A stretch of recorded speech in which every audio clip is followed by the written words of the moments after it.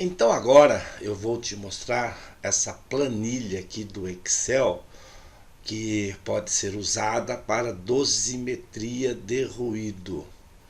E aqui nessa planilha eu vou te mostrar duas situações de dois parâmetros diferentes, duas metodologias diferentes para o cálculo da dose do ruído.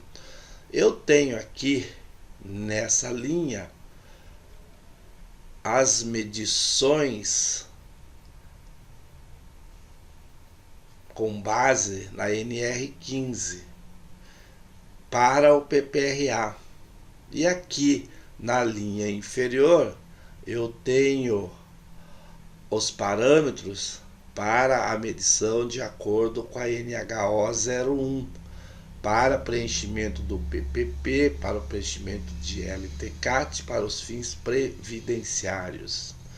E aqui nos resultados, da mesma forma, eu tenho uma dose com fundamento na metodologia da NR15 e tenho uma dose que é calculada com base na metodologia da NHO01.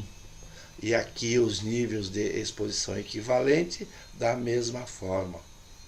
Você que entende um pouco de dosimetria de ruído sabe que a metodologia utilizada na NR15 para fins do cálculo da dose é diferente daquela utilizada na NHO01.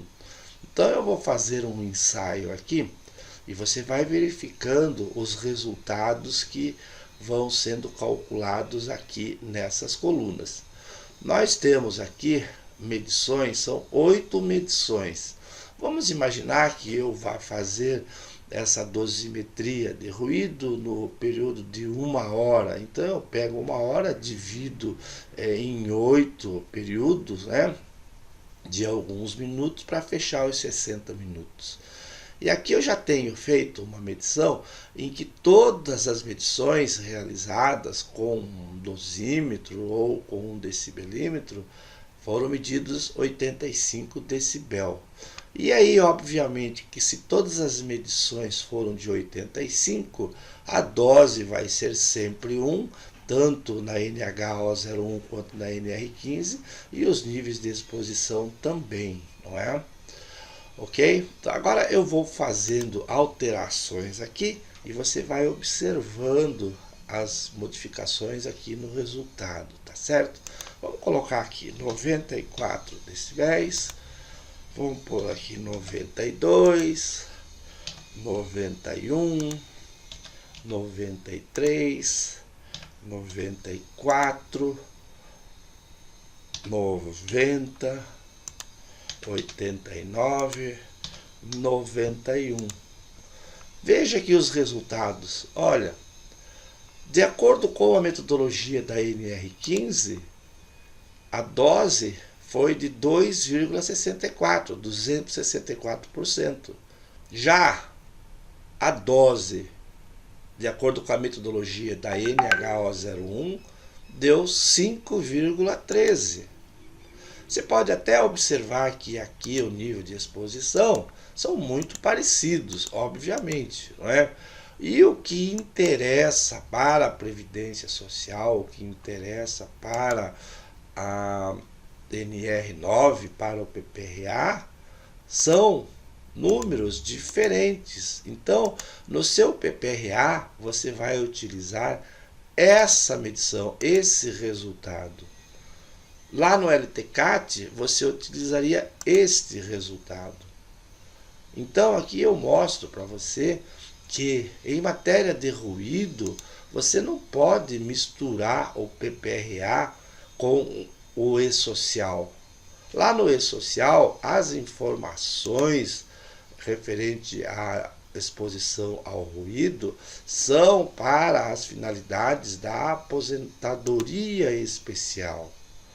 Então, lá para o E-Social, você deve tirar as informações do LTCAT, porque lá no LTCAT a dosimetria de ruído deve ser com fundamento na NHO 01. E quando você está trabalhando no PPRA, a dosimetria do ruído deve ser feita com base na metodologia da NR15. E aí quem entende um pouquinho desse assunto sabe que essas diferenças se dão em relação à diferença das taxas de troca, das taxas de dobra, não é? Aonde aqui na NR15 dobra-se a possibilidade de exposição a cada 5 decibel, lá na NHO 01 isso acontece a cada 3 decibel. Então aqui eu estou mostrando para você que não se pode misturar o PPRA com o LTCAT.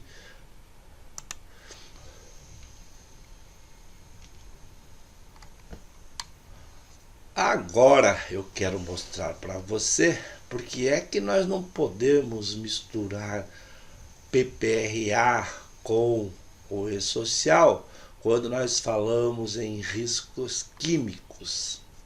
Quando você vai elaborar o seu PPRA, você toma por base todos os agentes químicos relacionados aqui no anexo 11 da NR15. E além de tudo, a metodologia para a coleta dos agentes químicos e para a quantificação desses agentes químicos devem ser de acordo aqui com o que estabelece a NR15. E você só vai abordar no seu PPRA para fins de gerenciamento, para fins de monitoramento dentro do PPRA, para fins de insalubridade, somente a observação desses agentes químicos que estão aqui relacionados no anexo 11 da NR15.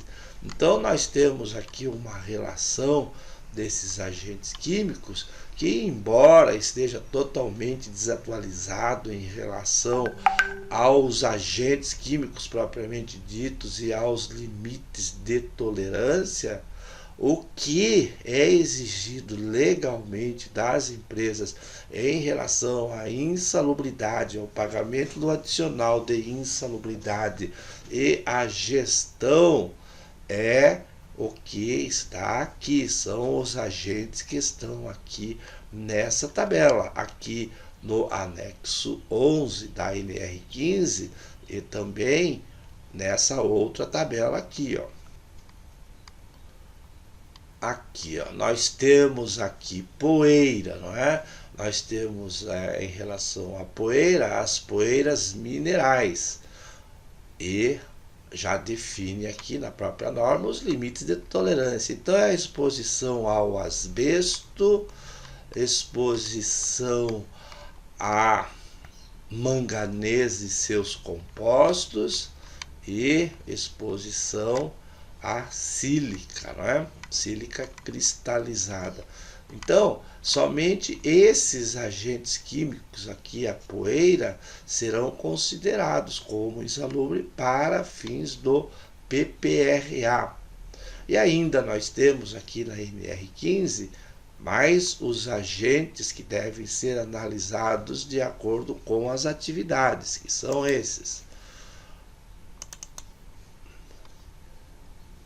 Aqui, esses agentes relacionados aqui no anexo 13 da NR15, aonde a norma define o agente químico, o grau da insalubridade e as atividades em que o empregado desenvolve com exposição a esse agente.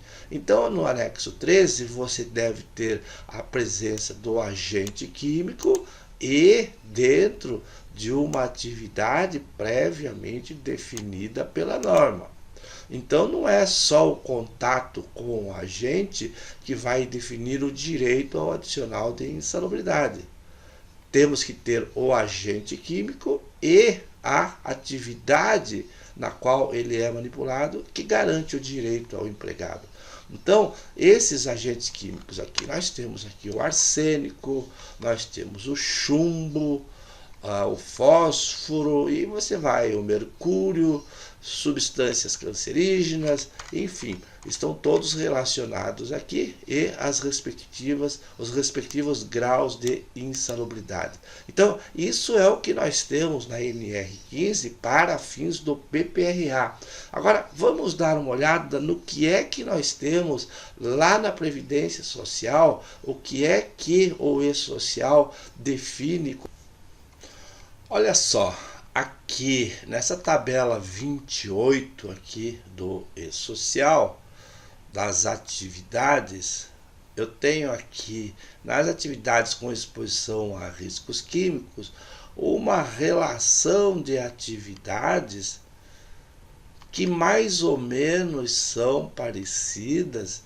Veja bem, se você der uma olhadinha aqui, der uma lida, aqui ó, pintura a pistola ou manual com pigmentos e compostos de chumbo ao ar livre, cromagem eletrolítica dos metais, pintura manual com pigmentos. Todos esses riscos, exatamente como estão aqui relacionados, eles estão lá no anexo 13 da NR15. Então, muitos dessas atividades, atividades com exposição a riscos químicos. Essas atividades, elas estão mais ou menos pareadas com aquelas que estão lá no anexo 13 da NR15. Mas aqui tem muito mais atividades relacionadas do que aquelas que estão relacionadas lá no anexo 13 da NR15. Então, você não pode pegar uma dessas atividades que estão aqui e você inserir lá no seu PPRA.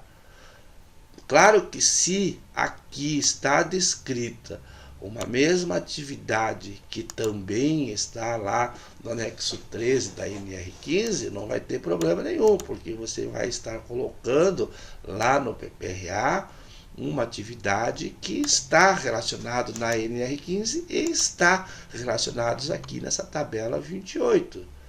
O problema é você pegar uma atividade aqui.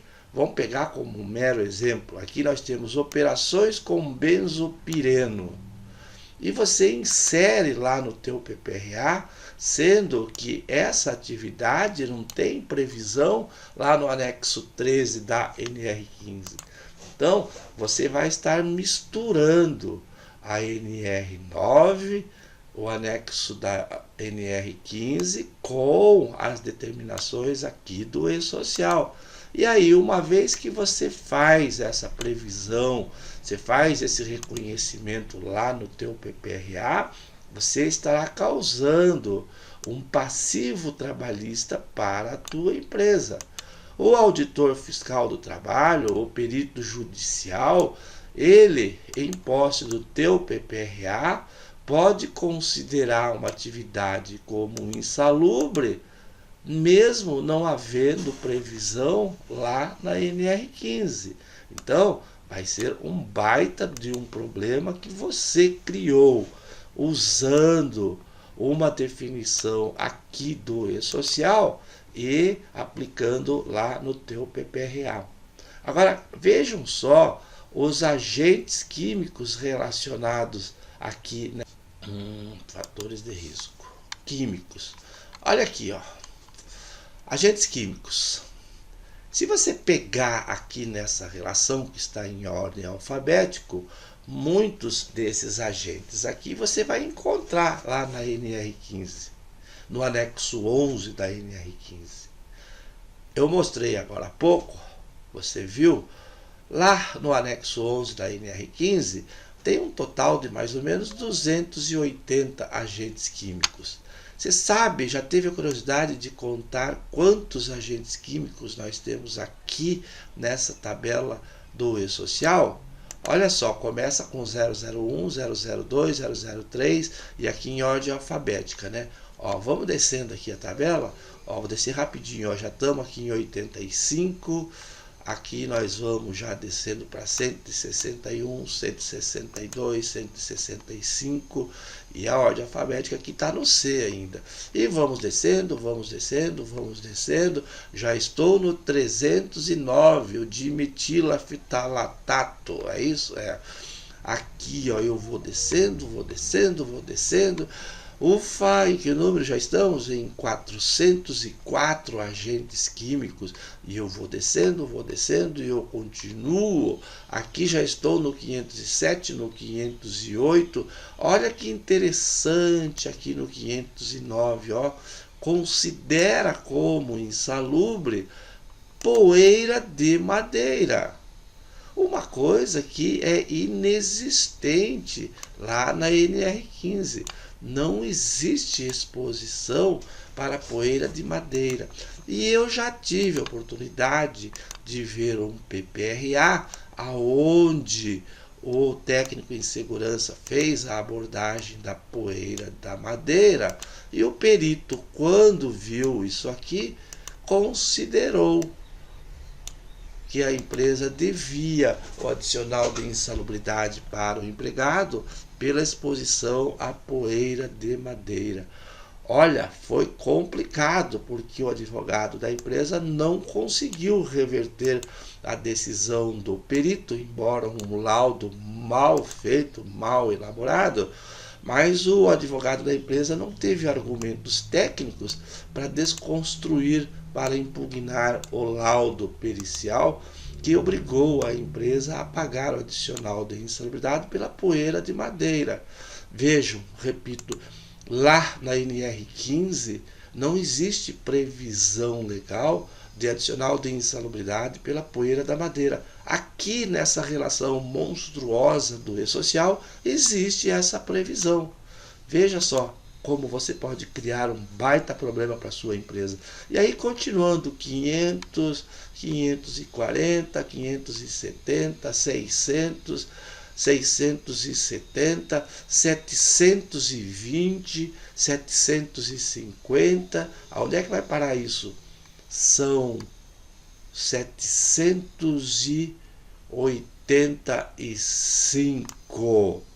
Olha que interessante, até hormônios sexuais femininos apenas para os homens são considerados insalubres para efeitos da Previdência Social. Vocês estão entendendo então por que é que eu tô com essa bronca de que você não pode misturar PPRA com o E-Social?